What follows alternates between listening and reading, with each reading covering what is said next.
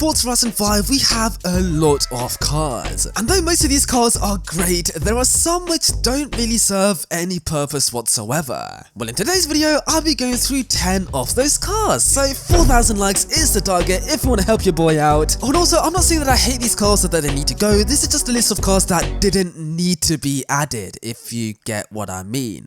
And yeah man, without further ado, let's get to this video.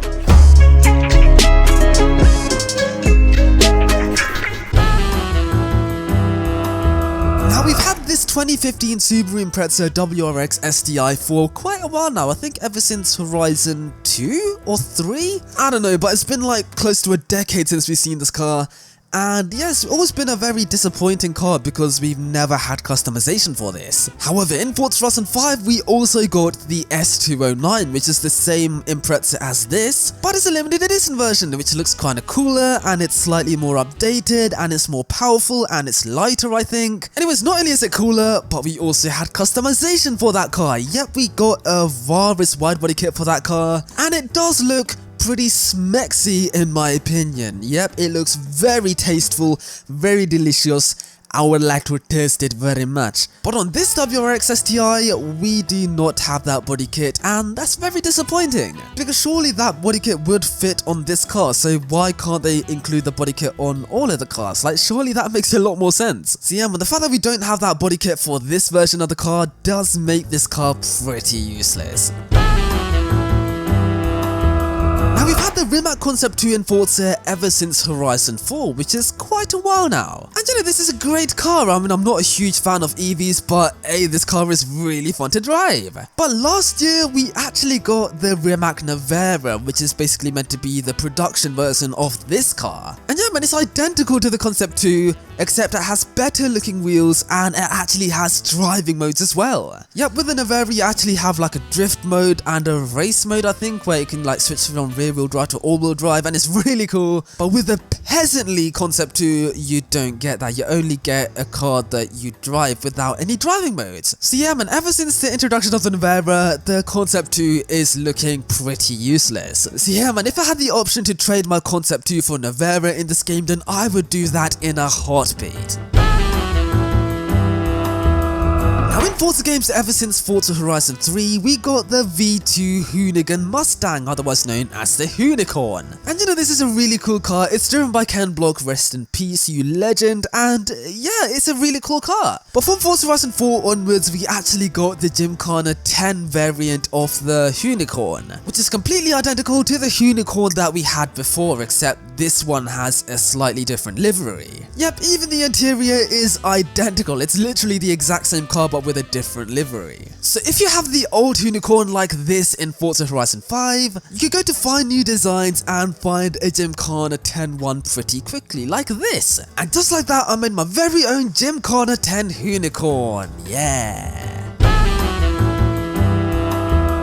Now in Forza Horizon 5, we have the standard Honda S2000 and the Honda S2000 CR, which stands for Club Sport Race, Club Race, I don't know what it stands for, but okay, CR, okay? Now you'd assume that the CR is better because it has CR after it, and that means it's a special edition. And it is a special edition, but everybody prefers the standard S2000. Because with the standard S2000, yeah, you get a crazy wide body kit, you get bumper customization, spoiler customization, you get all the customization that you need. But with the CR, you only get Forza Aero, and nobody likes Forza Aero. So yeah man, to make the CR less useless, they could have made it possible to take the roof off, because I feel like that way people would actually appreciate the S2000 CR more, but you can't. So yeah, both of the S2000s are hardtops, so yeah, they're kind of both useless in a way, but this one is definitely way more useless. Where's the customization, boss? Where is it, boss? Okay, now maybe a little bit biased, but I'm not a huge fan of Extreme E cars in Forza Horizon 5, because you basically get a different car for each team that's in the Extreme E competition, even though the cars are basically identical. I feel like the reason why they made each car separate is so that they could sort of boost the number of cars in the car list, so they could be like, oh, we have this many hundreds of cars, even though 10 of the cars are Extreme E cars. It would have been so much more efficient if they just had one Extreme E car with multiple liveries. but they didn't. They made each car different, so yeah, that's why it's in this video, because they should have just had one car and made that the Extreme E car, not just have multiple cars. So they say it don't make any sense, man. It just doesn't.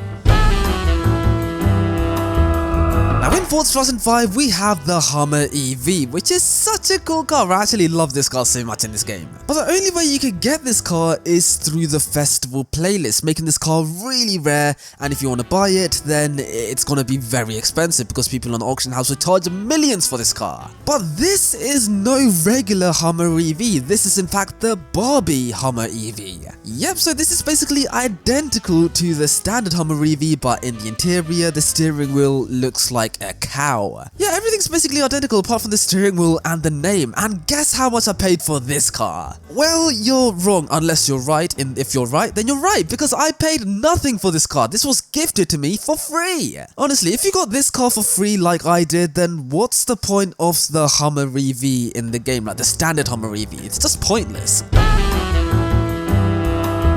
Now the Huracan inflation in Forza Horizon 5 is crazy, because there are so many Huracans in this game. For example, we have the standard Huracan, then we have the Huracan Performante, the Evo, the STO, the Squadra Corsair, and the Technica. Yep, we have 6 Huracans, but we only have like 2 Gallardos in this game, so yeah, I feel like we need to get rid of a Huracan in the next game.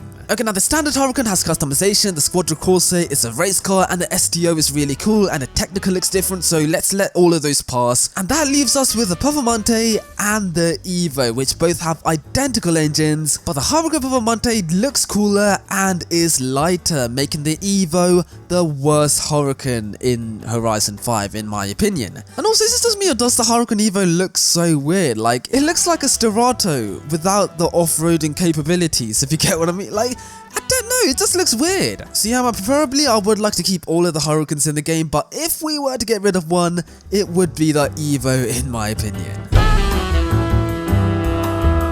Now Polaris was a great addition to Forza Horizon 5 because, you know, it's a really quirky car. But yeah man, this is a great addition to Forza Horizon 5, but in my opinion, I feel like we have too many Polarises in this game. Because we have this one, which I don't know the name of, but it's a Polaris. We also have the RZR Pro XP Ultimate, which is a slightly better version of this. And we also got, in the Rally expansion, the RZR Pro XP Factory Racing Limited Edition, which is basically the same as the other one I mentioned, the RZR Pro XP Ultimate, except it looks a bit worse and it's heavier, so it's basically just a worse version of that. And I don't know why we got that Polaris in the game. Like, if we're gonna get more Polarises in this game, why don't they give us something interesting, like a 4-seater, or like, I don't know, something different to what we have already, like these 2-seater ones. Because as I said time and time again, we need variation. Getting different variants of the same car is just stupid, man. Nobody likes that. We want variation, please. Thank you very much. Next car. Now in Forza Horizon 5, we of course have this 2018 Audi TT RS, which is a Mark III TT. And you know, this car comes with a lot of customization, and you know, it's amazing. We all really like this car in this game. But recently we got another TT RS in this game. Yeah, now you might be thinking, oh, was it a Roadster? No, it was not. It was also another Mark III TT RS, but this one was a 2020 model. Now you might be wondering, what's the difference? Is it more powerful? Nope, it has less power actually. Does it have more customization? Nope, it has less customization. In fact, the only differences are the slightly different wing, the fact that it's slightly dechromed, and it's got holes in the rear bumper. Other than that, it's basically identical to the current Mark III TT RS that we already have in this game. So yep, if there's an award for the most useless car in Forza Horizon 5, then it has to go to the 2020 Audi TT RS. God, what a useless car.